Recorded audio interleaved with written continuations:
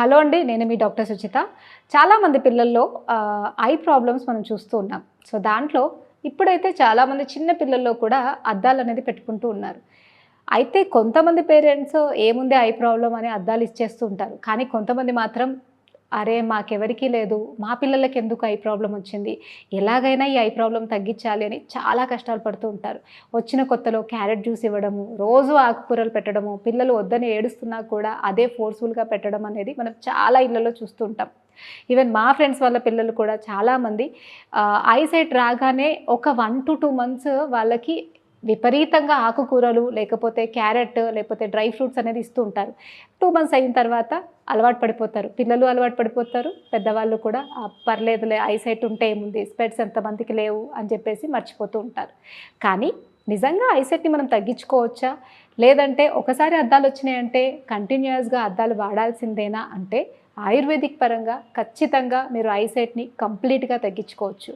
ఎలా అంటే నార్మల్‌గా మనకి కన్నును పట్టి ఉంచేటువంటి మజిల్స్ స్ట్రాంగ్‌గా ఉన్నంత వరకి కళ్ళు అనేవి హెల్తీగా ఉంటాయి. అండ్ కంటిలో ఉండాల్సినటువంటి లిక్విడ్ కావచ్చు, కంట్లో ఉండాల్సినటువంటి బ్లడ్ ఫ్లో కావచ్చు, ఇవన్నీ బాగా ఉన్నంత వరకి కంటికి సంబంధించినటువంటి ఎటువంటి ప్రాబ్లమ్స్ రావు. కానీ ఎప్పుడైతే వీటిల్లో ప్రాబ్లమ్స్ వస్తాయో అంటే రక్త ప్రసరణ సరిగా లేకపోయినా, కంటికి అందాల్సినటువంటి నరిష్మెంట్ సరిగా అందకపోయినా, లేదా కన్ను ఎక్కువగా స్ట్రెయిన్ అవుతున్నా, లేదా కంటికి సంబంధించినటువంటి మజిల్స్ ఎక్కువగా వీక్ అవుతున్నా కూడా మనకి కంటికి సంబంధించినటువంటి ప్రాబ్లమ్స్ ఎక్కువగా వస్తూ ఉంటాయి. అలాంటి వాటిల్లో ఒకటి ఈ ఐసైట్. పిల్లల్లో మనం చూసేటువంటి మయోపియా అంటే వాళ్ళకి దూరంగా ఉన్న వస్తువులు కొంచెం బ్లర్‌గా కనిపిస్తూ ఉంటాయి. దీన్నే మనం మయోపియా అంటాం.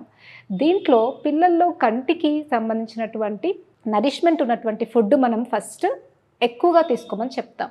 ఎందుకంటే చాలామంది పిల్లల్లో మనం అబ్జర్వ్ చేస్తాము ఈ నరిష్మెంట్ సరిగా లేకపోవడం వల్ల వాళ్ళకి కంటి ప్రాబ్లమ్ అనేది వస్తూ ఉంటుంది. అండ్ సెకండ్ వచ్చేసి కొంతమంది పిల్లలు ఎక్కువగా ఫోన్స్, ల్యాప్టాప్స్ ఎక్కువగా చూస్తూ ఉండడం వల్ల కళ్ళు స్ట్రెయిన్ అవ్వడం వల్ల అంటే ఇప్పుడు మనం నార్మల్గా దూరంవి చూస్తామనుకోండి కళ్ళేం స్ట్రెయిన్ అవ్వవు. కానీ ఇలా ఏదన్నా దగ్గరవి బాగా ఎక్కువసేపు లేదా అవి కూడా మళ్ళీ బ్రైట్‌గా ఉన్న వస్తువులను మనం ఇలా దగ్గరికి పెట్టి చూసినప్పుడు కంట్లో ఉన్న మజిల్స్ అనేవి కన్స్ట్రిక్ట్ అవుతాయి. ఏదైనా ఒక మజిల్ కన్స్ట్రిక్ట్ అయిన స్టేజ్‌లో ఎక్కువసేపు ఉన్నట్టయితే దానికి ఎక్కువ రక్త ప్రసరణ అవసరము అండ్ అవి ఎక్కువగా స్ట్రెయిన్ అవుతాయి. అందుకనే ఎవరైతే ఇలా ల్యాప్టాప్స్, ఫోన్స్ ఎక్కువగా వాడతారో వాళ్ళకి ఐసైట్ ప్రాబ్లమ్ అనేది చాలా పిల్లల్లో ఎక్కువగా వచ్చే ఛాన్సెస్ ఉంటాయి. మీరు ఎందుకు అని అడగొచ్చు. ఇప్పుడు నార్మల్‌గా మీరు ఒక చెంబు తీసుకున్నారనుకోండి, దాన్ని పట్టుకోవాలి అంటే ఈ మజిల్స్ అన్నీ కూడా కాంట్రాక్షన్ అవుతాయి. కొంచెం సేపు పట్టుకుంటే ఓకే. కానీ మనం గంటలు గంటలు పట్టుకున్నట్టయితే ఈ మజిల్స్ అన్నీ స్ట్రెయిన్ అవ్వడం వల్ల మనకి నొప్పి వస్తుంది. తర్వాత మెల్లమెల్లగా చెయ్యి కూడా వీక్ అవుతుంది.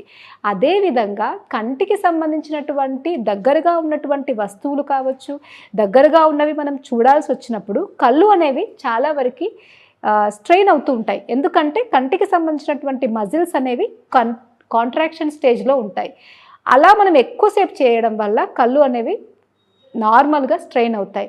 అదే పెద్దవాళ్ళైతే కొంచెం మజిల్స్ నార్మల్‌గా ఉంటాయి కాబట్టి పర్లేదు. కానీ చిన్న పిల్లల్లో, చాలా చిన్న పిల్లల్లో అలా వాళ్ళు ఎక్కువసేపు కళ్ళని దగ్గరగా ఉన్న వస్తువులను చూడడం వల్ల వాళ్ళకి కంటికి సంబంధించినటువంటి మజిల్స్ వీక్ అవ్వడం వల్ల ఐసైట్ అనేది తొందరగా వస్తుంటుంది.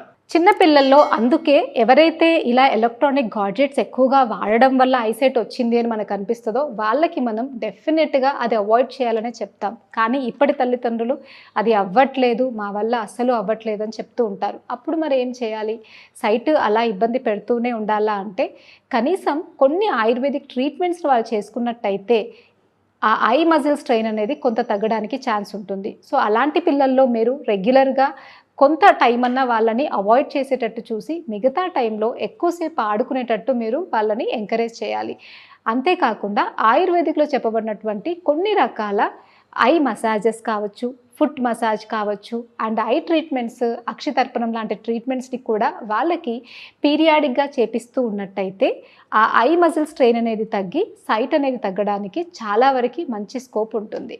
అండ్ కొంతమంది పిల్లల్లో అయితే వాళ్ళు తినేటువంటి junk food, ice creams, chocolates, బయట దొరికేటువంటి ఫాస్ట్ ఫుడ్డులో ఎక్కువ శాతం టేస్ట్ మార్కర్స్ అండ్ ఇవన్నీ కలపడం వల్ల వాళ్ళ లివర్‌కి సంబంధించినటువంటి ఎంజైమ్స్‌లో వచ్చే మార్పుల వల్ల కూడా డైజెషన్‌లో డిస్టర్బెన్స్ అయ్యి ఐసైట్ అనేది వాళ్ళకి ఇబ్బంది పెడుతూ ఉంటుంది.